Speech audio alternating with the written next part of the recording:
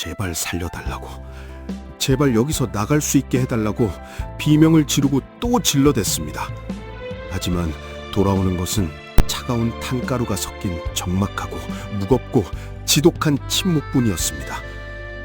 숨을 쉴 때마다 폐부 깊숙이 박히는 그 시커먼 어둠이 나를 통째로 집어삼키고 있었습니다. 내가 왜 이 먼 타국 땅 밑바닥에 스스로를 가두어야만 했는지, 거기엔 참으로 기막힌 이유가 있습니다. 본격적인 이야기를 시작하기 전 지금 이 목소리를 듣고 계신 분들께 잠시 여쭙고 싶은 것이 있습니다. 지금 어디 사시는 몇 살 누구시고 또 무엇을 하며 제 이야기를 듣고 계신지 댓글로 남겨주세요. 여러분의 삶의 궤적을 느끼며 이 긴 밤의 이야기를 여러분과 함께 나누어 보고 싶습니다. 지금 제가 머무는 이곳 남해는 바다가 참으로 푸르고 맑습니다. 하얀 벽에 주황색 지붕을 얹은 독일 마을의 집들이 평화롭지요. 하지만 이 평화로운 풍경을 마주할 때마다 제 가슴 한구석은 여전히 시커먼 석탄 냄새로 진동합니다.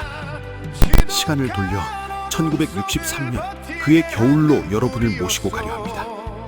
그때의 순천은 참으로 가난했고 겨울바람은 뼈를 깎는 듯했습니다. 문창살 사이로 스며드는 외풍은 어린 동생들의 뺨을 하얗게 얼려버릴 만큼 매섭고 가혹했습니다. 방바닥은 아랫목조차 얼음장이라 서로의 발을 품속에 집어넣고 추위를 견뎌야만 했던 밤이었습니다. 부엌에서는 어머니가 마른 기침을 해대며 빈 솥에 물만 끓였습니다. 동생들에게 줄 것이 없어서 그저 맹물로 배를 채우게 하셨죠. 장남인 제 어깨에 놓인 가난은 세상 그 어떤 바위덩어리보다도 무겁고 무섭게 저를 짓눌렀습니다. 쌀독은 이미 바닥을 드러낸 지 오래였고 빚쟁이들의 고함은 매일같이 대문을 흔들어댔습니다. 동생들의 해진 옷 사이로 비치는 마른 살점을 볼 때마다 저는 제 무능함에 가슴을 쳤습니다. 내가 무엇을 할 수 있을까? 이 지독한 굴레에서 우리 식구를 어떻게 하면 건져낼 수 있을까? 잠 못 들고 뒤척이던 어느 새벽, 마을 어귀에 붙은 공고문을 보았습니다. 소독 광부 모집, 고수익 보장. 그 글자가 제 눈을 번쩍 뜨게 했습니다. 독일이 어디에 붙어있는지, 거기가 얼마나 먼 곳인지조차 저는 전혀 알지 못했습니다. 그저 돈을 많이 준다는 그 말에 제 목숨이라도 팔 수 있을 것 같은 절박함이 저를 휘감았습니다. 어머니는 제 결심을 들으시고는 부엌바닥에 주저앉아 통곡하셨습니다. 만식아, 거기가 어디라고 가느냐? 사람 죽는 구정이라는데 어찌 보내느냐? 어머니의 주름진 손이 제 손을 부여잡고 사정없이 떨리고 있었지만 저는 애써 차갑게 그 손을 쳤습니다. 어머니, 저 어린 동생들 좀 보세요. 언제까지 맹물로 배를 채우게 할래요? 저러다 죽는 꼴을 제가 어찌 봅니까? 제가 가서 딱 3년만 고생하겠습니다. 돈 많이 벌어와서 기와집 짓고 어머니 약도 원 없이 사드리겠습니다. 어머니는 대답 대신 제 해진 작업복 소면을 붙잡고 한참을 소리 없이 흐느끼기만 하셨습니다. 그 눈물을 뒤로 하고 저는 서울로 향하는 기차에 몸을 실었습니다. 창밖으로 멀어지는 고향 산천이 마치 마지막 인사를 하는 듯했습니다. 광부 선발 시험장에는 전국에서 구름처럼 몰려든 젊은이들이 비장한 각오로 서 있었습니다. 모두가 저처럼 가족을 살리겠다는 지독한 일념 하나로 모인 이 땅에 가여운 장남들이었죠. 운 좋게 합격 통보를 받던 날 기쁨보다는 두려움이 앞섰지만 나는 애써 주먹을 꽉 쥐었습니다. 출국 전날 어머니는 밤을 새워 제 보따리를 꾸려주셨습니다. 그 안에는 직접 지으신 무명 솥꽃과 흙 묻은 인절미 몇 덩이가 들었죠. 김포공항은 눈물바다였습니다. 아들을, 남편을 사지로 보내는 이들의 절규가 공항 천장을 울렸습니다. 하늘을 나는 거대한 쇳덩이 안에서 나는 창밖으로 멀어지는 고향 땅을 죽어라 눈에 담으려 애썼습니다. 내 생전에 다시 이 땅을 밟을 수 있을까 하는 불길한 예감이 자꾸만 제 심장을 옥죄어왔습니다. 구름 위를 날아가는 내내 나는 어머니가 주신 그 낡은 보따리를 품에 꼭 안고 놓지 않았습니다. 거기엔 어머니가 밤새 지으신 무명솥꽃과 흙 묻은 인절미 몇 덩이가 딱딱하게 굳어 있었습니다. 독일 뒤셀도르프 공항에 내렸을 때 그곳의 공기는 소름 끼칠 만큼 차갑고 낯설게 저를 맞이했습니다.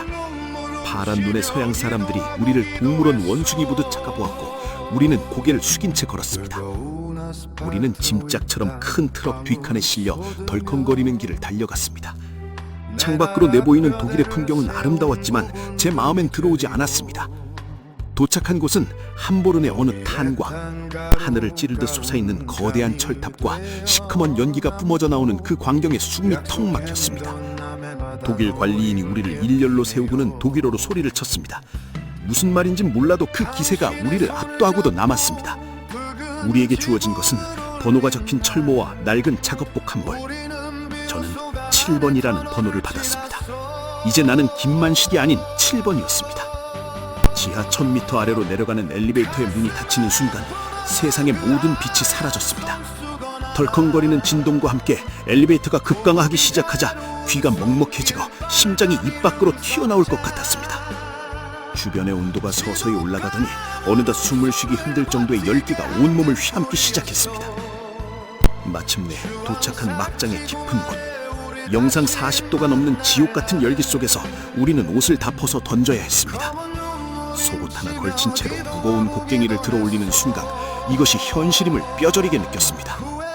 탄벽을 내리칠 때마다 튀어오르는 날카로운 돌 파편들이 살을 파고들고 시커먼 탄가루가 눈을 가렸습니다.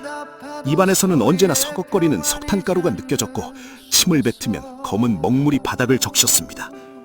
하루 8시간, 아니 10시간이 넘도록 우리는 그 좁은 구덩이 안에서 기어다니며 석탄을 깨내었습니다. 천장에서 들려오는 끼익 소리, 나무 지주목이 무게를 견디지 못해 비명을 지를 때마다 우리는 멈췄습니다. 그 짧은 신목 속에서 느껴지는 공포는 말로 다 설명할 수 없었습니다. 지금 당장 무너져도 나를 찾아줄 사람은 아무도 없는 이방인의 슬픔이었지요. 숙소로 돌아오면 손가락 하나 까딱할 기운조차 남아있지 않았습니다. 하지만 나는 억지로 펜을 들었습니다. 고향집으로 보낼 편지를 써야 했으니까요. 어머니, 여기는 참으로 좋습니다. 독일 사람들은 친절하고 음식도 입에 아주 잘 맞으니 걱정 마세요. 오늘도 고기를 배불리 먹었답니다. 그러니 어머니도 동생들하고 맛있는 거 사드시고 편히 계세요. 거짓말로 채워지는 편지 위로 시커먼 탄가루 묻은 내 눈물이 뚝뚝 떨어져 얼룩을 만들었습니다. 내 손마디는 이미 터져서 진물이 흐르고 있었고 등에는 무거운 석탄 바구니에 쓸린 상처가 깊었습니다. 하지만 나는 울음을 참으며 웃는 얼굴로 어머니의 이름을 불렀습니다. 어머니, 저 여기 잘 있습니다. 한 달이 지나고 첫 월급을 받던 날, 나는 그 돈 봉투를 손에 쥐고 한참 동안 통곡하며 울었습니다. 이 돈이면 우리 동생들 학교 가고 어머니 아픈 다리 고칠 수 있겠지. 내 청춘을 팔아본 이 종이 쪼가리가 우리 식구의 생명줄이라 생각하니 가슴이 미어지는 것 같았습니다. 송금을 하러 가는 길에 우연히 거울 속에 비친 내 모습을 보았습니다. 불과 한 달 만에 폭삭 늙어버린 시커먼 얼굴의 이방인이 있었습니다. 눈동자만 하얗게 빛나고 있을 뿐 온몸이 석탄독으로 물든 그 청년을 나는 차마 마주할 수 없었습니다. 독일 사람들은 우리를 짐승처럼 취급하며 비웃기도 했습니다.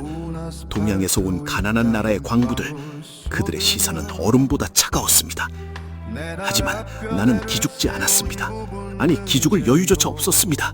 나는 돈을 벌어야 했고 살아남아야 했고 반드시 내 집으로 돌아가야 했습니다.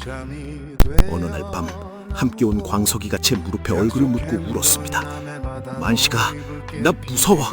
여기서 죽어서 고향 땅도 못 밟으면 어떡하냐? 나는 광석이의 떨리는 어깨를 감싸 안으며 낮은 목소리로 말했습니다. 아니다, 광석아. 우리는 살아서 간다. 가서 보란듯이 떵떵거리며 살 거다. 그것은 광석이에게 하는 말이자 나 자신에게 거는 지독한 최면이었습니다. 우리는 그렇게 서로의 온기를 나누며 그 어둡고 차가운 독일의 밤을 견디었습니다. 지하 1000m의 고독은 뼈를 깎았지만 나는 그 고통을 기꺼이 받아들였습니다. 내가 겪는 이 고통의 무게만큼 우리 고향집 식구들의 삶은 가벼워질 테니까요. 어둠 속에선 나는 수만 번 가족들의 이름을 부르고 또 불렀습니다. 그 이름들이 내게는 산소였고 나를 움직이게 하는 유일한 엔진이었습니다. 어느 화요일 오후였습니다. 지주목 소리가 유난히 불길하게 지하 갱도를 울리고 있었습니다. 함께 탄을 캐던 동네 친구 광석이가 잠시 멈춰서서 제 팔을 잡았습니다. 만식아, 오늘 기분이 참 이상하다.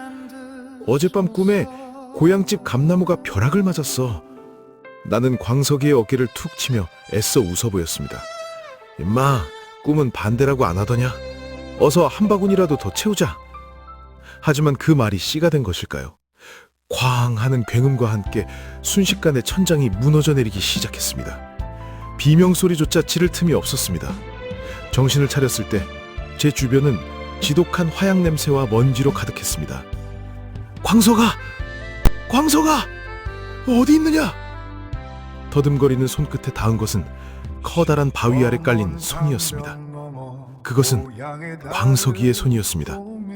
아직 온기가 남아있는 그 손을 저는 미친 듯이 부여잡고 울었습니다. 만식아, 우리 어머니한테 전해줘. 불효자식 먼저 가서 죄송하다고. 그 말을 끝으로 광석이의 손에서 힘이 스르르 빠져나갔습니다. 차가운 시신으로 돌아온 친부를 안고 저는 그 어둠 속에서 짐승처럼 소리내어 울었습니다. 우리가 무슨 죄를 지었길래 이 먼 타국 땅 밑바닥에서 이렇게 죽어나가야 한단 말입니까? 독일 관리인은 서둘러 작업을 재개하라고 우리를 다그쳤습니다. 그들에게 우리는 사람이 아닌 그저 캐내야 할 석탄과 같았습니다. 그 지옥 같은 탄광 생활이 반년쯤 지났을 무렵의 일이었던 것으로 기억합니다. 매일 지하 1000m의 뜨거운 지옥을 오가며 제 몸은 이미 제 것이 아니었습니다. 어느 날 갱도 안에서 곡괭이를 휘두르다 갑자기 눈앞이 노랗게 번쩍이더니 세상이 통째로 뒤집히기 시작했습니다. 정신을 차리려 애를 써보았지만 몸은 이미 바닥으로 고꾸라지고 있었죠.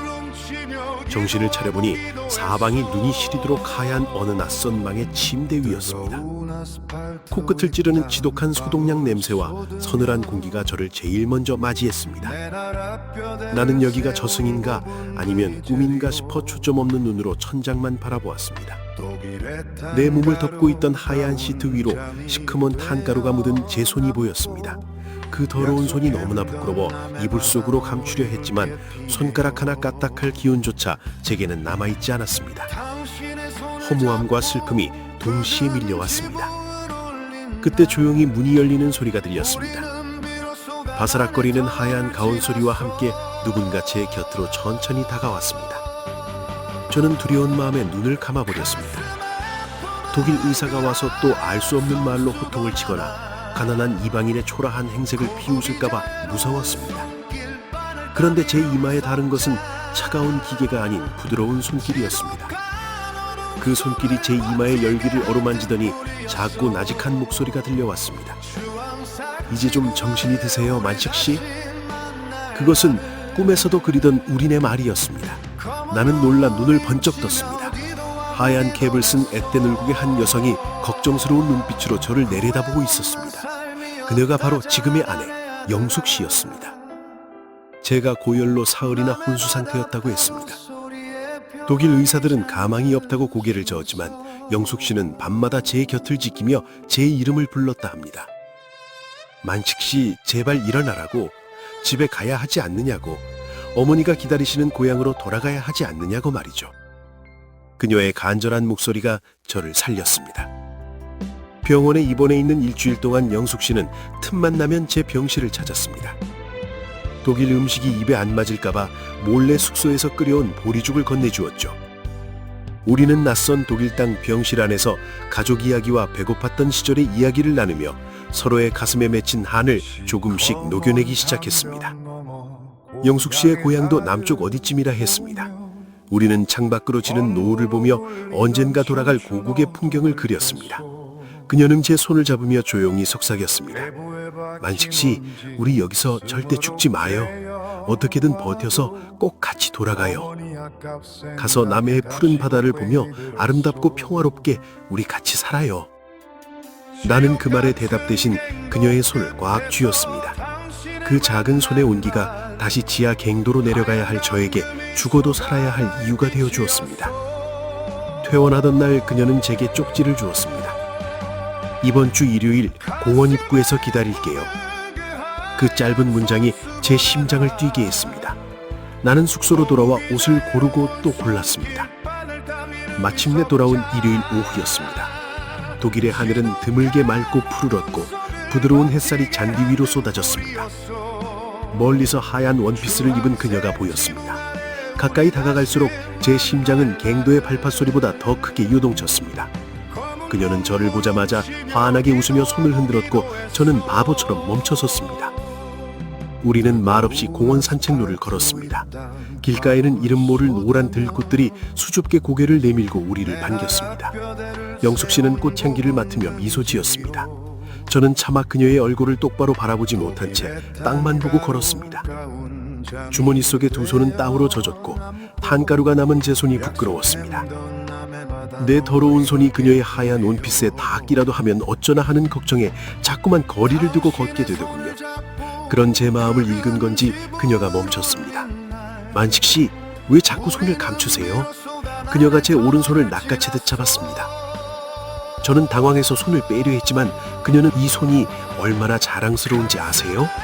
이 손으로 캐는 석탄이 우리나라를 따뜻하게 데우고 가족을 살리잖아요. 그러니 절대 손을 감추지 마세요, 만식 씨. 자신의 뺨에 가만히 가져다 대었습니다. 따뜻하고 부드러운 그녀의 살결이 제 거친 손등에 닿는 순간 눈물이 핑 돌았습니다. 저는 울컥 치밀어 오르는 감정을 누리며 그녀의 작은 손을 고쳐 잡았습니다. 영숙 씨, 저는 배운 것도 없고 가진 것이라곤 이 투박한 손뿐입니다. 하지만 약속 하나는 꼭 할 수 있습니다. 당신을 절대 굶기지 않겠다는 약속입니다. 당신이 꿈꾸는 그 미래를 내가 이 손으로 반드시 읽어내겠습니다. 그녀는 제 가슴에 머리를 기댔습니다. 만식 씨, 저는 돈은 중요하지 않아요. 그저 3년 뒤에 우리 함께 한국에 가서 바다가 보이는 언덕에 집을 짓고 싶어요. 주황색 기와를 올린 하얀 집 말이에요. 마당엔 꽃을 심고 바다를 보면서 다시는 헤어지지 말고 평생 같이 살아요. 그것이 제 유일한 소원이자 꿈이랍니다. 그 말을 듣는 순간 제 머릿속에는 평생을 두루 완수해야 할 설계도 하나가 아주 선명하게 그려지기 시작했습니다. 좋습니다. 제가 약속하겠습니다. 당신을 위해 세상에서 가장 튼튼하고 아름다운 주황색 지붕집을 짓겠습니다. 남쪽의 푸른 바다가 보이는 그곳에 우리의 평생 안식처를 내 손으로 만들게요. 우리는 그날 노을이 지는 공원 벤치에 앉아 먼 훗날의 행복한 이야기를 나눴습니다. 독일의 차가운 밤바람도 더 이상 우리의 대화를 가로막지 못했습니다. 그곳은 단순한 연애의 속삭임이 아니었습니다.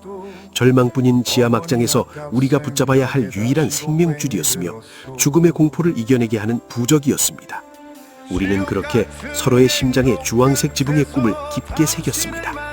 매일 다시 어둠 속으로 내려가야 해도 이제는 더 이상 두렵지 않았습니다. 가슴 속에 품은 그녀의 웃음소리와 우리가 약속한 그 바닷가 집이 어두운 갱도 안에서 저를 비추는 가장 밝은 등불이 되어줄 테니까요. 어둠 속에서도 우리는 서로의 손을 놓지 않았고 그 온기는 독일의 지독한 겨울을 녹이기에 충분했습니다. 사랑이 우리를 살리고 있었습니다.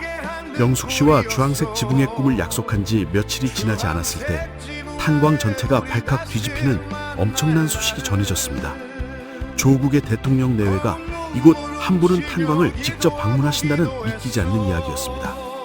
독일 관리인들도 분주해졌고 우리는 어리둥절한 채 서로를 보았죠. 우리는 그날 아침 일찍부터 숙소의 낡은 세면대 앞에 서서 얼굴을 씻고 또 씻어냈습니다. 비누를 몇 번이나 칠해보았지만 피부에 박힌 탄가루는 지독했습니다. 눈가와 콧방울 옆에 남은 그 시커먼 흔적들이 왜 그리도 부끄럽고 죄스러웠는지 모릅니다. 고국의 높은 분들이 보시기에 우리가 너무 초라해 보일까봐 손톱 밑을 피가 나도록 긁어냈지요. 마침내 1964년 12월 10일 함보른 탄광의 강당 안에는 수백 명의 우리 동포 광부들과 인근 병원의 간호사들이 모였습니다. 강당은 발 디딜 틈 없이 꽉 찼죠. 영숙 씨도 그날은 평소와 달리 정갈한 하얀 위생복을 입고 의료지원팀의 일원으로 강당 한쪽 입구에 서 있었습니다. 멀리서 눈이 마주친 그녀는 작게 미소 지으며 저를 응원했죠. 강당 안의 공기는 팽팽했습니다. 그리움과 설렘, 그리고 알 수 없는 서러움이 한데 뒤섞여서 숨소리조차 크게 내기 힘들 만큼 무겁고도 뜨거운 긴장이 흘렀습니다. 이윽고 검은 양복을 입은 대통령과 한복을 곱게 차려입은 영부인이 강당 안으로 들어섰습니다. 우리는 일제히 박수를 쳤습니다. 그것은 환호가 아닌 비명이었습니다. 누군가 먼저 작게 시작한 애국가가 순식간에 강당 전체를 덮었습니다. 동해물과 백두산이 마르고 닳도록. 하지만 첫 소절을 끝내기도 전에 노래는 통곡 소리에 묻혀버렸습니다. 하느님이 보호하사 보전하세라는 가사를 내뱉어야 할 입술들이 사정없이 떨리며 흐느끼기 시작했고, 강당은 순식간에 눈물바다가 되어 사방에서 꺽꺽거리는 울음이 터졌습니다. 이어서 누군가가 노래를 부르기 시작했습니다. 나의 살던 고향은 꽃피는 산골. 모두가 강당이 떠나가도록 소리쳐 불렀습니다. 대통령도 단상에 올라 한참 동안 고개를 숙인 채 어깨를 떨었습니다. 그는 손에 든 원고를 만지작거리다 결국 원고를 덮고 천천히 고개를 들어 우리를 보았습니다. 그의 눈에는 이미 눈물이 가득 고여 금방이라도 쏟아질 것 같았습니다. 그는 갈라진 목소리로 입을 뗐습니다. 여러분, 참으로 고생이 많으십니다. 나라가 가난해서 여러분을 이 멀고 험한 곳까지 보내 고생을 시킵니다. 이 못난 대통령을 부디 용서하십시오. 지금 여러분이 흘리는 이 뜨거운 눈물을 내가 가슴에 새기고 또 챙겨 반드시 잘 사는 나라를 만들겠습니다. 비록 우리 생전에는 안 되더라도 우리 후손들에게는 절대로 가난을 물려주지 말아야 하지 않겠습니까? 대통령의 그 한마디 한마디는 우리 광부들의 가슴을 사정없이 후벼 파는 날카로운 칼날 같았습니다. 우리는 소리쳤습니다. 카카, 우리는 괜찮습니다. 우리 걱정은 마시고 꼭 나라를 살려주십시오. 강당 곳곳에서 터져나오는 절규화로 같은 외침들이 천장을 울리고 독일의 차가운 겨울 하늘로 뻗어나갔습니다. 그 순간 우리는 더 이상 돈에 팔려온 이방인이 아니었습니다. 우리는 내 조국 대한민국을 다시 일으켜 세우기 위해 사지로 뛰어든 전사들이었으며, 우리 뒤에는 우리를 기억하고 함께 울어주는 국가가 있었습니다. 대통령은 연설을 마치고 단상 밑으로 내려와 우리 한 명 한 명의 거친 손을 잡기 시작했습니다. 그는 탄가루 묻은 손을 피하지 않고 오히려 더 꽉 쥐고 놓지 않았습니다. 영부인 유경수 여사님도 그의 뒤를 따르며 우리를 보셨습니다. 여사님의 얼굴도 이미 눈물로 얼룩져 있었고, 그녀는 광부들의 얼굴을 하나하나 눈에 담으셨습니다. 그때 여사님의 손에는 커다란 바구니가 들려 있었습니다. 그 안에는 하얀 천들이 가득했죠. 저는 그것이 무엇인지 알 수 없었지만 앞줄에 선 동료들이 손수건을 받고 오열하는 것을 보았습니다. 그 손수건 한 장 한 장에는 우리 광부들의 인생을 송두리째 바꿔놓을 아주 특별하고도 가슴 뭉클한 비밀이 숨겨져 있었죠. 그 비밀이 제 손에 닿기까지 심장이 터질 것만 같았습니다. 내 이름이 불려질 시간, 그리고 영숙 씨와 제가 함께 나누게 될 그 운명적인 사랑의 징표가 눈앞으로 다가왔습니다. 독일의 차가운 강당 안에는 조국의 따뜻한 체온이 흐르고 있었습니다. 유경수 여사님이 제 앞으로 천천히 걸어오시던 그 짧은 순간은 제 인생에서 가장 느리게 흐른 영원 같은 시간이었습니다. 여사님의 한복 소매가 스칠 때마다 은은한 붕꽃 냄새 같은 것이 지독한 탄가루 냄새를 뚫고 제 코끝을 부드럽게 감싸 안았지요. 여사님은 바구니에서 하얀 천뭉치를 하나 꺼내 제 투박하고 시커먼 손바닥 위에 가만히 올려주셨습니다. 그것은 아주 깨끗한 손수건이었습니다. 저는 그 손수건에 제 더러운 탄가루가 묻을까봐 겁이 나서 손을 바르르 떨며 제대로 잡지도 못하고 멍하니 서 있었습니다. 여사님은 그런 제 마음을 다 안다는 듯 제 손을 따뜻하게 덮어 잡으셨습니다. 그리고 나직하고 인자한 목소리로 제게 한마디를 건네셨습니다. 만식 씨, 꼭 건강하게 돌아오세요. 어머니가 기다리시는 고향집으로 이 이름표 들고 꼭 무사히 가야 합니다. 여사님은 제 곁을 지나 강당 구석에서 의료 장비를 챙기며 울고 있던 영숙 씨를 향해 걸음을 옮기셨습니다. 영숙 씨는 여사님이 다가오자 당황하며 서둘러 눈물을 훔쳤지요. 여사님은 영숙 씨의 가냘픈 손을 두 손으로 따뜻하게 감싸주셨습니다. 간호사님도 참으로 고생이 많으십니다. 그 한마디에 영숙 씨는 참았던 울음을 다시 터뜨리며 고개를 숙였습니다. 여사님은 바구니 가장 깊숙한 곳에서 따로 챙겨두셨던 손수건 한 장을 꺼내 영숙 씨의 손에 쥐어주셨습니다. 그 손수건은 제 것과는 조금 달랐습니다. 거기에는 이름 대신 노란색 실로 아주 세밀하게 수놓아진 국화꽃 문양이 새겨져 있었습니다. 여사님은 영숙 씨의 귀에 대고 조용히 속삭여 주셨습니다. 이 꽃처럼 아름다운 마음으로 우리 아들들을 돌봐주어 고맙습니다.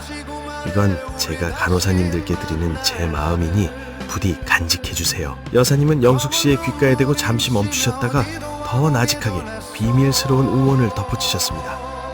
만식 씨와 약속한 그 주황색 지붕의 꿈 제가 함께 빌어줄 테니 꼭 이루세요. 영숙 씨는 깜짝 놀라 여사님을 보았고 여사님은 그저 인자한 미소로 답하시며 다음 광부를 향해 가셨습니다.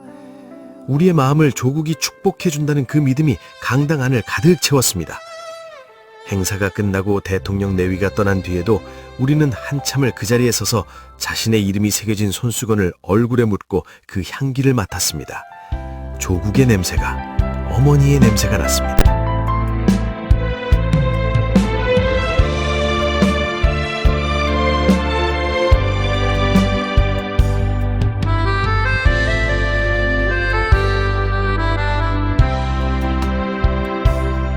시커먼 담벼 넘어 고향의 달을 보며 번호로 불리던 청춘 어둠을 캐소 배부에 박힌 먼지 스머럭제여 와도 어머니 아깝 생각에 다시 곡괭이 들었소. 지옥 같은 갱도 끝에서 당신을 만난 날 하얀 가운 그 미소가 나의 빛이었소.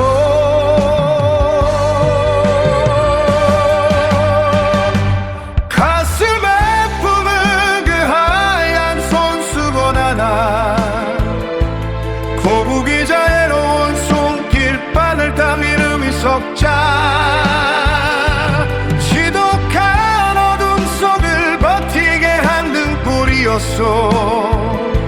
주황색 지붕 아래 우리 다시 만날 날을 검은 눈물 훔치며 기도하고 기도했어. 뜨거운 아스팔트 위 땀방울 쏟으며 내 나라 뼈대를 세운 구분등이 저리요. 독일의 탄 가루가 운장이 되어 남고 약속했던 남의 바다 놀이 붉게 피네요. 당신의 손을 잡고 붉은 지붕을 올린 날 우리는 비로소 가난의 터널을 지났어.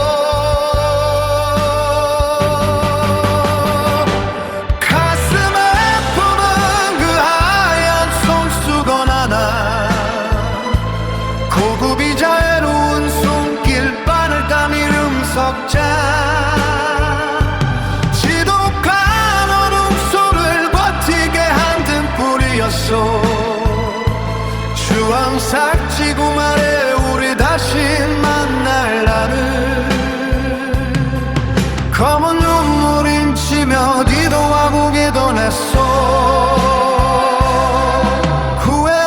삶이었다 자다 내 아들아 남의 바다 파도 소리에 평안히 잠드소서.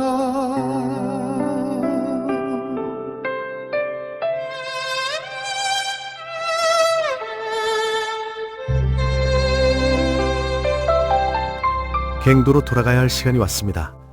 나는 그 손수건을 비닐에 몇 겹이나 싸서 작업복 안쪽 심장이 가장 가까운 곳에 소중히 집어넣었습니다. 지하 1000m 아래로 내려가는 그 엘리베이터의 덜컹거림 속에서도 가슴팍에 닿는 그 딱딱한 자수무늬가 어떤 강철 갑옷보다 든든했습니다. 나는 이제 7번 광부가 아니었습니다. 나는 대한민국의 아들 김만식이었고 나를 기억해주는 영부인이 계셨으며 나를 사랑해주는 영숙씨가 있었습니다. 시커먼 탄벽을 향해 곡괭이를 휘두를 때 한 번 휘두를 때마다 제 이름의 한 획을 긋는다는 기분으로 내리쳤습니다. 노동은 더 이상 형벌이 아니었습니다. 그것은 내 이름을 지키는 투쟁이었고 영숙씨와 작속한 주황색 지붕을 한 벽돌 한 벽돌 쌓아 올리는 신성하고 위대한 건축 과정이었습니다. 우리는 그 손수건을 부적처럼 품고 독일의 지독하고 시린 겨울을 단 한 명의 낙오자도 없이 꿋꿋하게 견뎌낼 수 있었습니다. 탄가루가 폐를 파고들고 무릎이 부서질 듯 아픈 날에도 가슴 속에 손을 넣어 그 이름을 만져보면 다시 일어설 힘이 솟구치곤 했습니다. 그렇게 우리의 청춘은 어둠 속에서도 하얀 손수건처럼 눈부시게 빛났습니다. 서로의 이름과 꼴문양을 지키며 우리는 마침내 계약 기간의 끝자락을 향해 한 걸음씩 나아가고 있었습니다. 하지만 귀국 후에 우리를 기다리는 것은 또 다른 거대한 시련과 도전이었습니다. 조국은 우리에게 더 큰 땀방울을 요구하고 있었고 우리는 기꺼이 그 부름에 응답할 준비를 마쳤습니다. 1960년대 후반의 김포공항은 지금처럼 화려하지도 웅장하지도 않았습니다. 하지만 그 넓고 좁은 입국장을 나설 때 제 코끝을 스치던 비릿한 흙내음은 세상 그 어떤 향수보다도 달콤했습니다. 입국장 문이 열리는 순간 나는 잠시 눈을 감고 조국의 공기를 들이마셨습니다. 습하고 끈적이는 바람이었지만 거기엔 어머니의 냄새가 섞여 있었고 내 동생들의 웃음소리가 배어 있었습니다. 가방을 내팽개치고 나는 바닥에 엎드려 거친 아스팔트 바닥에 입을 맞췄습니다. 드디어 살아서 돌아왔구나 하는 안도감이 뜨거운 눈물이 되어 바닥을 적셨습니다. 사람들이 쳐다봤지만 상관없었습니다. 저 멀리서 동생들이 저를 발견하고는 형, 오빠 하고 소리치며 달려왔습니다. 독일에서 보낸 돈으로 산 새 옷을 입고 얼굴에 제법 살이 오른 녀석들의 모습.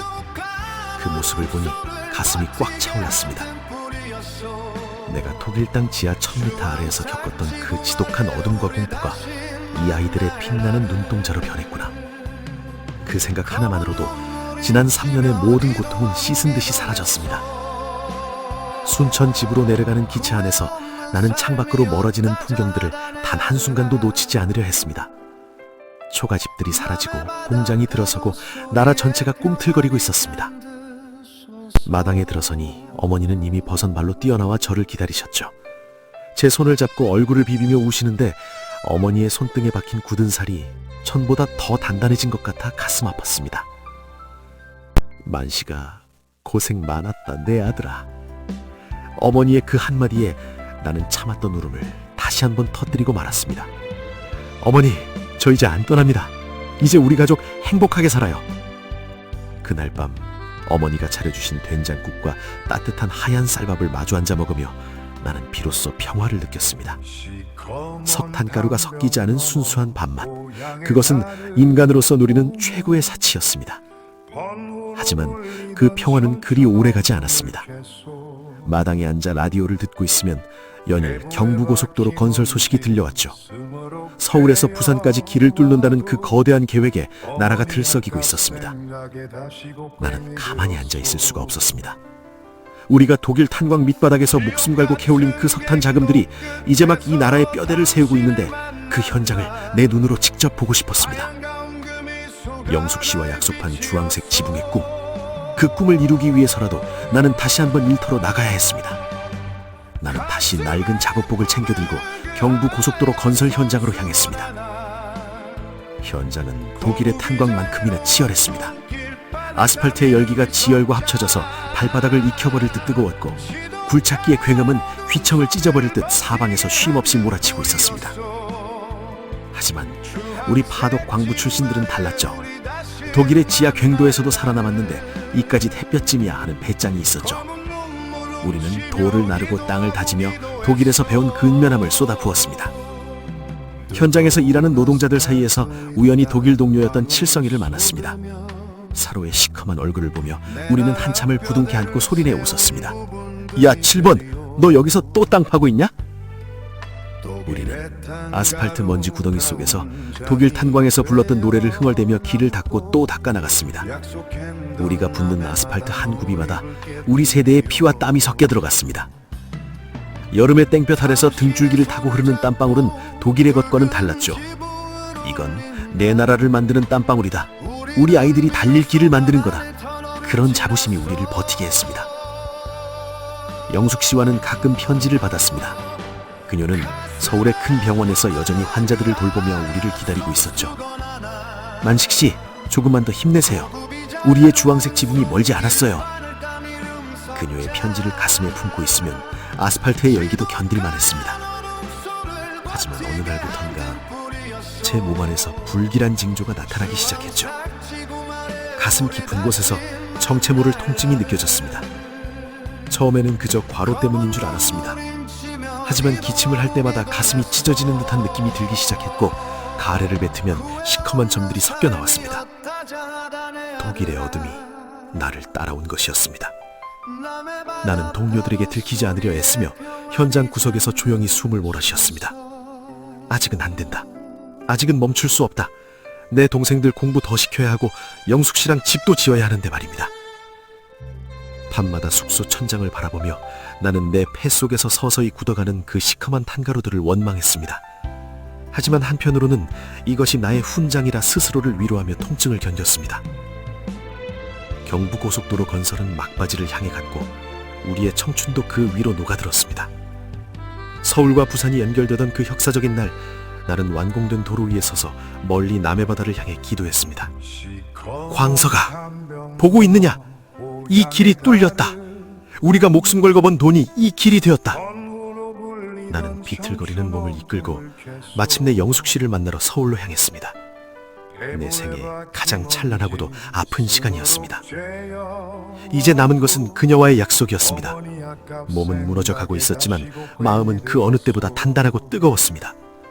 남해의 푸른 바다가 저를 부르고 있었고 주황색 기와같이 눈앞에 어른거렸습니다. 고속도로의 먼지 구덩이 속에서 보낸 세월이 길어질수록 제 몸은 조금씩 무너져 내리고 있었습니다.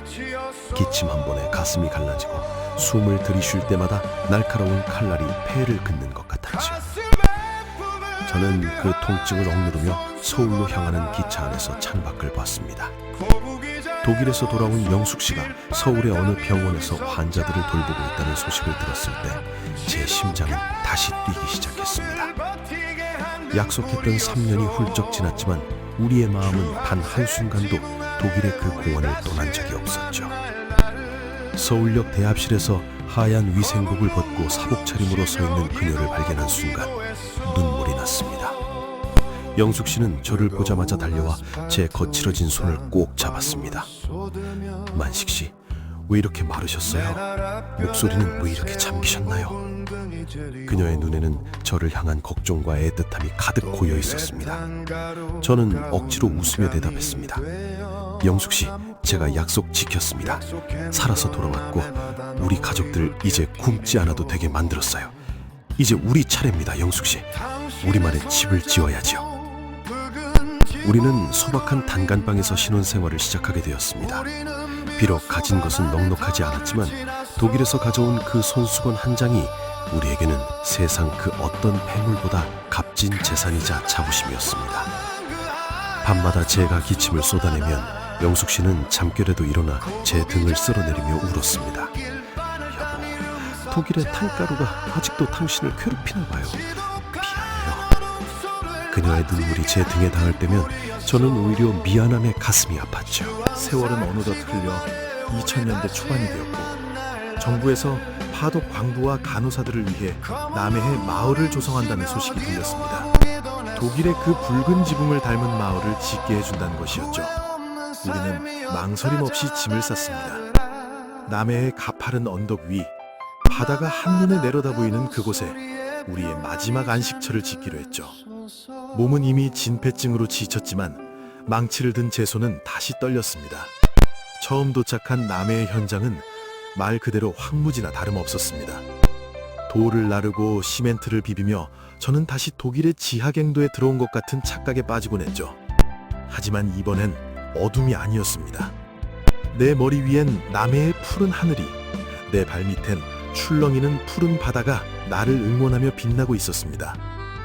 돌 하나를 쌓을 때마다 저는 독일에서 죽은 광석이를 생각했고 기와 한 장을 올릴 때마다 어머니의 주름진 얼굴을 그렸습니다. 영숙 씨는 현장에서 땀을 흘리는 제 곁에서 매일 따뜻한 물을 챙겨주며 저를 돌봐주었습니다. 여보, 조금만 더 힘을 내요. 이제 정말로 우리가 꿈꿨던 주황색 지붕이 완성되어 가요. 무거운 오렌지색 기와를 지붕 꼭대기로 들어올릴 때였습니다. 숨이 턱 끝까지 차올라 눈앞이 캄캄해지고 다리에 힘이 풀렸습니다. 그때 제 가슴 안쪽에 품고 있던 유교사의 손수건이 느껴졌습니다. 그 붉은 이름 석자가 제 심장을 다시 한번 강하게 때렸습니다. 김만식, 당신은 포기할 사람이 아니다! 그 목소리가 들리는 것 같았죠. 저는 다시 이를 악물고 마지막 기와 한 장을 지붕 위에 올렸습니다. 마침내 주황색 지붕의 하얀 집이 남해의 태양 아래 빛나던 날, 우리 부부는 마당에 서서 서로를 부둥켜 안고 목을 놓아 울었습니다. 독일의 공원에서 약속했던 그 꿈이 40년의 세월을 돌아 완성된 것이죠. 지금 저는 그 집 마당에 놓인 낡은 의자에 앉아 바다를 봅니다. 해는 점점 더 딱딱하게 굳어 기침 소리가 쇠소리로 변했지만 제 마음은 그 어느 때보다 부드럽고 평온하게 흐르고 있습니다. 마당 한편에는 영숙 씨가 정성껏 가꾼 정황이 꽃향기를 내뿜고 독일에서 건다온 이웃들이 모여 맥주 한 잔에 옛날 이야기를 하며 웃음꽃을 피우는 소리가 들립니다. 이것이 제가 꿈꾸던 천국입니다. 사람들은 우리 마을을 보며 아름다운 관광지라고 말하지만 우리에게 이것은 단순한 마을이 아니라 청춘의 보상이며 눈물로 닦아낸 조국의 얼굴입니다. 우리의 희생이 헛되지 않았음을 이 붉은 지붕들이 증명하고 있죠. 가끔 바닷바람을 쐬러 나가면 젊은 사람들이 저를 알아보고 어르신 덕분에 잘 산다며 인사를 건넬 때가 있습니다. 그럴 때면 저는 쑥스러워 고개를 숙이지만 속으로는 아주 뿌듯한 기분이 듭니다. 그래, 우리가 틀리지 않았구나. 지하갱도에서 흘린 땀방울이 길이 되고 다리가 되어 이 아이들이 편안하게 걷게 되었구나 하는 생각.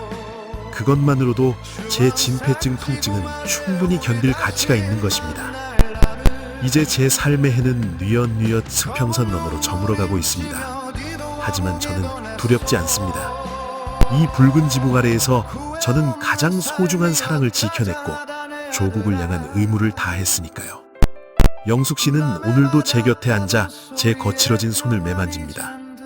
여보, 우리 참 잘 살아왔죠? 그녀의 물음에 저는 고개를 끄덕이며 말없이 그녀의 손을 꽉 잡습니다. 우리의 이야기는 이제 전설이 됩니다. 독일의 어둠에서 시작된 우리의 여정이 남해의 빛 속에서 끝나려 하는 이 순간이 참으로 감사합니다. 우리는 비록 몸은 늙고 병들었지만 우리의 영혼은 저 남해 바다처럼 영원히 푸르게 빛날 것입니다. 남해의 바다 너머로 이제 붉은 노을이 길게 내려앉습니다. 이 시간만 되면 제 가슴 속의 검은 가루들이 조용히 출렁입니다. 가래 끓는 소리가 목구멍을 타고 올라올 때면 저는 가만히 눈을 감고 지나온 80년 세월의 구비구비를 하나하나 조용히 되짚어봅니다. 독일의 그 시커먼 지하 갱도에서 남해의 이 눈부신 하얀 집까지 참으로 멀고도 험한 길이었습니다. 하지만 저는 단 한순간도 제 선택을 후회해본 적이 없습니다. 서랍 깊숙이 넣어두었던 그 낡은 하얀 손수건을 다시 꺼내봅니다.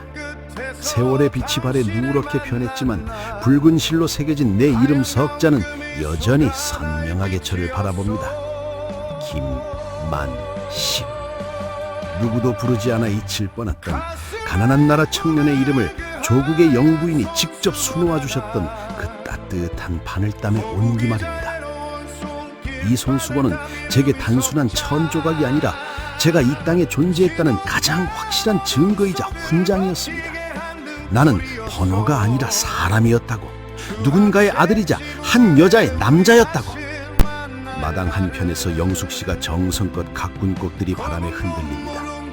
그녀의 굽은 등을 바라보고 있으면 독일 병실에서 제 손을 잡아주던 그 앳된 간호사의 얼굴이 겹쳐집니다. 여보, 우리 참 잘 살아왔지요? 제가 툭 던진 말에 그녀는 하던 일을 멈추고 저를 보며 웃습니다.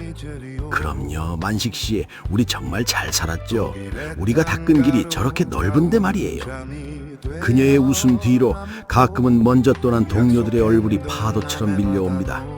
광석아, 보고 있느냐? 네가 그토록 그리워하던 고향의 바다가 이러기 있다. 나는 네 목까지 살아서 이 길을 보았다. 너를 독일의 차가운 땅에 묻고 온 그날부터 내 심장 절반은 늘 죄책감으로 무겁고 아팠단다. 하지만 이제는 말할 수 있다.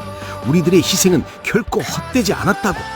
우리가 캐올린 검은 석탄은 조국의 굴뚝에서 하얀 연기가 되었고, 우리가 흘린 피 묻은 송금액들은 이 땅의 거대한 공장이 되었습니다. 우리는 대한민국을 세운 초석이었습니다. 지금 이 목소리를 듣고 계신 나의 소중한 동료 여러분, 그리고 그 시대를 함께 견뎌온 모든 분들, 당신들은 진정한 영웅들입니다. 누가 알아주지 않아도 우리는 압니다. 가난이라는 지독한 적과 싸우느라 청춘을 다 바치고 자식들 뒷바라지에 정작 자신의 몸 하나 돌보지 못한 당신들의 그 거칠어진 손마디를 제가 오늘 따뜻하게 잡아드리고 싶습니다. 당신은 충분히 훌륭하게 사셨습니다.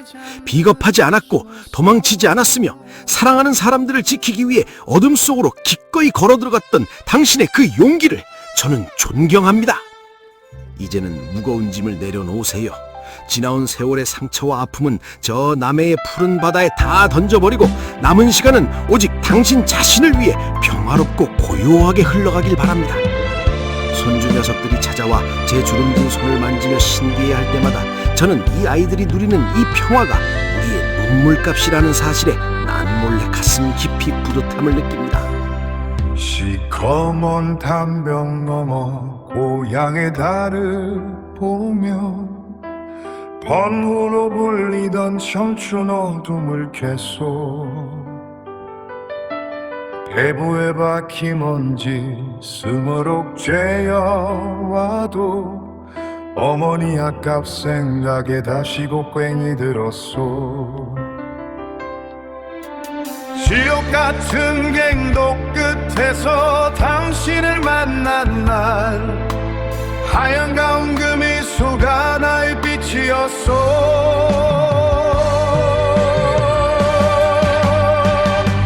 가슴에 품은 그 하얀 손수건 하나 거북이자 애로운 손길 바늘땀 이름이 석자 지독한 어둠 속을 버티게 한 등불이었소 주황색 지붕 아래 우리 다시 만날 날을 검은 눈물 훔치며 기도하고 기도했소 뜨거운 아스팔트 위 땀방울 쏟으며 내 나라 뼈대를 세운 부분 등이 저리요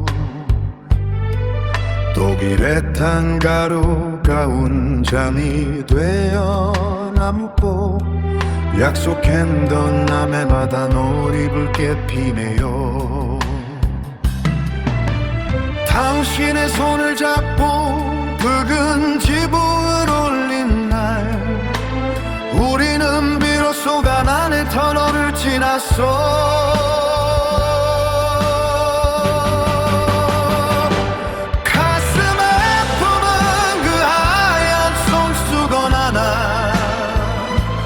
고급이자 애로운 손길 바늘땀 이름 석자 지독한 어둠 속을 버티게 한 등불이었소 주황색 지붕 아래 우리 다시 만날 날을 검은 눈물 힘치며 기도하고 기도냈소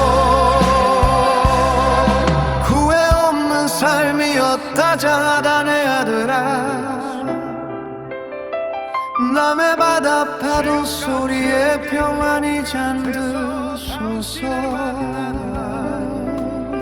아이들은 모를 것입니다. 이 길이 얼마나 많은 사람의 비명소리와 땀방울 위로 닦여 있는지 말입니다. 하지만 몰라도 괜찮습니다. 우리가 원한 것은 바로 그것이니까요. 우리는 가난을 물려주지 않겠다는 그 약속 하나를 지키기 위해 평생을 바쳐 길을 닦고 성을 쌓았습니다. 이제 그 성 안에서 우리 후손들이 마음껏 꿈꾸고 달리는 것만으로 충분합니다. 남의 독일 마을의 밤이 깊어갑니다. 하늘에는 독일에서 보았던 것보다 훨씬 더 밝고 찬란한 별들이 쏟아집니다. 저 별들이 우리 동료들의 눈동자 같아 저는 오늘도 평안히 잠들 수 있습니다. 내 배에 남은 탄가루가 마지막 순간 제 숨을 멈추게 한다 하더라도 저는 웃으며 그 어둠을 맞이할 것입니다. 나는 내 이름을 지켰고 내 사랑을 지켰으며 내 나라의 새벽을 열었기 때문입니다. 지금 이 순간 당신의 마음속에도 따뜻한 남해의 바닷바람이 불어오기를 지나온 삶의 모든 순간이 자부심이 되어 당신의 노년을 찬란하게 비춰주기를 저는 간절히 소망하고 기도하겠습니다. 긴 시간 제 인생의 긴 여정을 함께 걸어주셔서 진심으로 고맙습니다. 여러분의 사연 하나하나가 대한민국의 위대한 역사가 되었습니다. 당신의 이야기를 댓글로 남겨주세요. 우리는 잊혀가는 존재가 아니라 이 땅의 모든 풍경 속에 영원히 살아 숨쉬는 불면의 존재들입니다. 우리가 있기에 오늘의 태양이 뜹니다. 사랑합니다. 그리고 진심으로 존경합니다. 어머니, 저 이제 다 왔습니다. 독일에서 보낸 아들의 편지 대신 이제는 제가 직접 당신 곁으로 갑니다. 남해바다의 푸른 파도를 따라 가장 평화로운 꿈결 속으로 들어갑니다. 당신은 인생의 주인공이었습니다. 함께 해주셔서 정말로 고맙습니다. 오늘 밤 세상에서 가장 따뜻하고 평안한 잠자리 드십시오. 남해 독일 마을에서 김만식 올림. 지금까지 여러분의 따뜻한 이웃, 감동을 전하는 흥미진진 시니어 TV였습니다. 모두 평안하고 행복한 하루 되십시오. 여러분의 구독, 좋아요, 알람 설정은 영상 제작에 큰 힘이 됩니다. 감사합니다.